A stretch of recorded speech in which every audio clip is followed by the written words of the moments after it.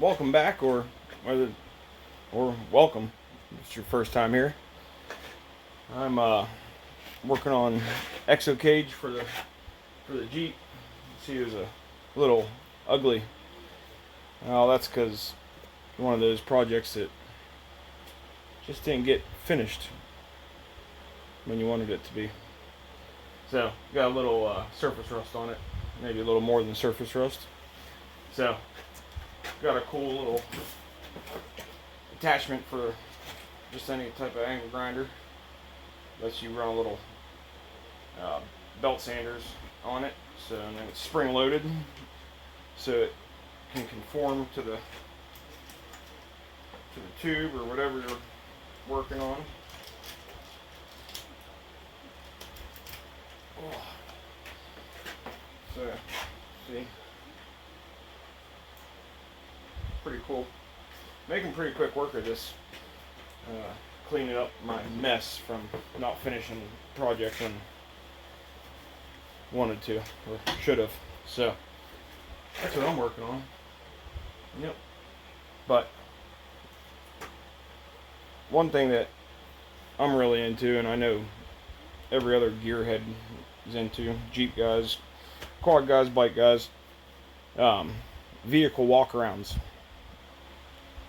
Getting to take a look at somebody else's work and what they've done and what they've built, and getting to hear and talk about, you know, different things they went through, trials and tribulations. So I'm going to keep working on this, cleaning up my mess in this cage here. And I want you guys check out, this is the first vehicle walk around. This is a guy I was trail guiding at Bantam Jeep Fest this past June, and guy was right behind me, and I laughed at first and said, man, that motor is on its way out, not knowing what was under the hood of this Jeep. Ended up meeting the guy. He was right behind me, and his dad was right behind him, has also a similar Jeep, but that'd be for a later video. But got to talking to the guy. Super cool, super nice guy. Cory was his name, and very knowledgeable. Good dude, knowledgeable, personable, good people. Yeah, seems to, most of the time that's what you meet in the Jeep community, believe it or not. So yeah, I attempted to do a little vehicle walk around after we finished the trail that day, and then it wasn't planned or anything, so my phone ended up dying, and so it made the video a little short. So this is going to be like a part 1, and probably could do a part 2.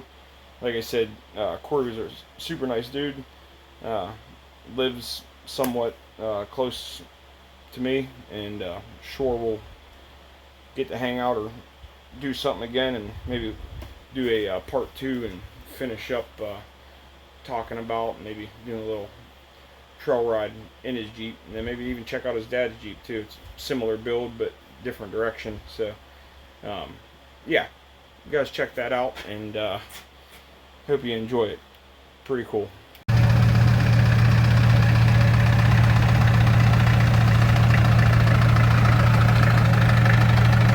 Hey, what's up? Here at Bantam Jeep Fest with a new friend of mine, Cory, with his 64 CJ5. And this is pretty cool. Simplistic, but works. Just followed me all through the trails, just idling along. Very neat. Alright, let's see what's underneath this hood here.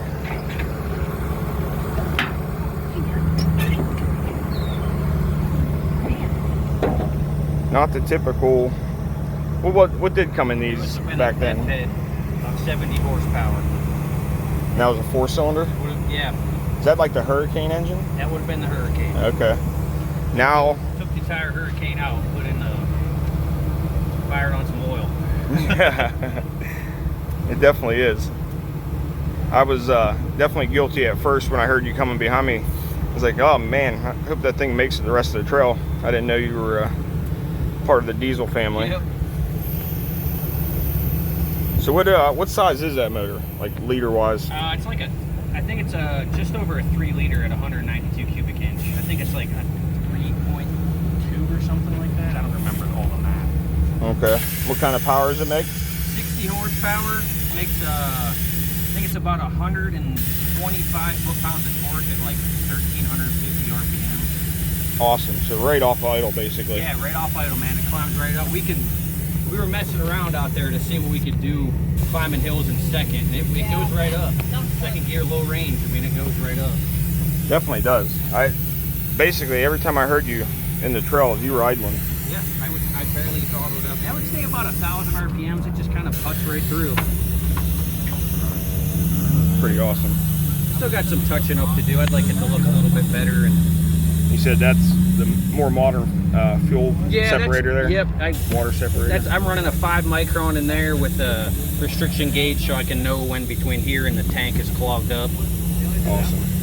Yeah. It's probably, this thing's going to do more sitting than I'm actually going to drive it. Yeah. How long you had it up and running and hitting trails? Up and running, hitting trails for 2 weeks. Yeah. Okay, so this thing's brand new. Yeah, it's a fresh build. And you said, what's this starter off of? That starter actually is, it's 4 of these, but it's just modern. Okay. Yeah, because they use this engine in so much other crap. They Massey Ferguson 65 series tractors I know used a very, very similar Model 4203. Those, a little bit different governing, make a little bit different power, but I had a pump guy in Europe build that pump because it was actually cheaper to have somebody over there build it and ship me rebuilt injectors and pump than it was to have somebody rebuild them here and have to forfeit over my parts for cores. Really? Yeah. Right. And being Jeep guys, good at hanging on to extra parts that are somewhat usable. At least. 65 Ford Falcon radiator. Nice. So that's something that hopefully it's still in the future you can buy replacements of still. This is just an eBay radiator. It's only $80. Nothing wrong with that. There's probably one. It's a budget build. I'm not looking to sink tens of thousands of dollars into a... No, not yet. And you said this oil filter assembly, what's it off of? So that's a Ford 6.7 oil filter with just a derail universal filter mount with a 1-inch bung to fit the Ford filter.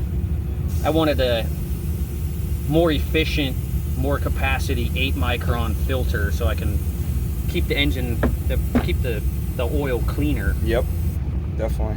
Because most modern filters, a lot of manufacturers don't even give you the specs on them. Right. I called K&N, they're like, no, it meets or exceeds OEM specs. Well, I want to know the numbers. Yeah, let me know. Because if you don't know, then what do you get? Just shooting in the dark and selling stuff. Yeah. Eventually I'm going to run a tube over here to get me some cooler air out. Branded this is just a small 90 amp alternator for like, these will fit like little Bobcats and skid steers and things like that. This is just an Amazon 90 amp alternator. Nothing wrong with Amazon. No, I mean, I wanted this one because it's wide open, it stays cool, and it has 2 sealed bearings in it. Awesome.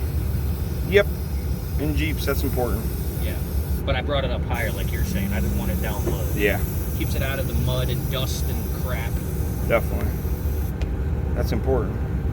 Now, it looks like you done some research and definitely figured out some things. 4 years. 2020, I lost my oil pressure in the F-head. Okay. Started the build. How long did you run that F-head for? The F-head was in there for...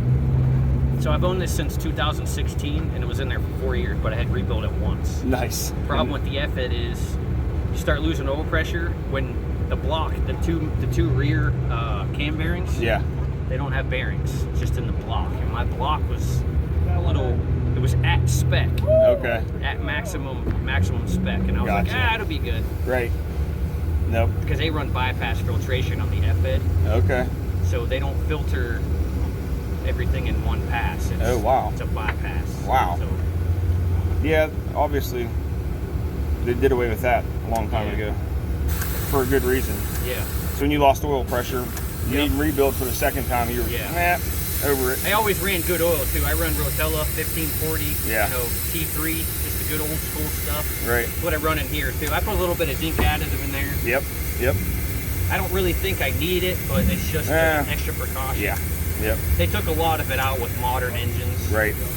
The only reason I did all the research with the motor oil and everything is the company I work for. I monitor all of our oil samples that we run through our company. Awesome. We have a fleet of about, I'd say 11,000 trucks, and we monitor the oil samples on probably like 5,000 of them. Wow. So I look at transmission diffs and engines. That's cool. And I can tell you what's going to come apart and what's wrong with modern stuff. Right. If I was looking at a sample on something this old, I probably wouldn't be able to tell you. I can give you an idea. Yeah, right. So I know what's good and what's bad. And man, that's cool. yeah, so I You can almost do a video on just that, telling me about that stuff. oh yeah, I could. That's very neat. Even if you wanted to, we could even do and get your number. We could even do, you know, something with motor. Or that could be cool. 'Cause I could tell you all kinds of stuff about motor oil. Definitely. Not the chemistry side of it, but monitoring to tell you what's wrong with your engine. Right. Yeah, because we all look at, you know, what's coming out of our motors when we change our oils, but Nobody knows. You see a little metal flake, and you know that, Right. something is... I run magnetic drain plugs, the high quality filters. Stick with good quality filters. That's all I can tell you. Quality filters and good oil. Don't buy store branded oil. Stick with name brand stuff. I hear frame filters are, a lot of people give people I wouldn't crap use for them. them. No? Yeah, I've heard stories. Our company uses Fleet Guard. Okay. I work for a big fleet. We use Fleet Guard. I went with Baldwin because you can buy them anywhere. I can get that filter anywhere. You know what I mean? Yeah. But I went with Baldwin because they give you the spec. Right. So they're doing research. They're doing development, kind of making quality product. Trying to. Teach me a lot of stuff too. This is awesome. So 64. 64. So I did the front axle swap to give me 12-inch disc brakes. Got an Eaton E locker. Oh, really? Yukon conversion for the different style hubs up front. Okay. Did a Ford 3/4 ton master cylinder.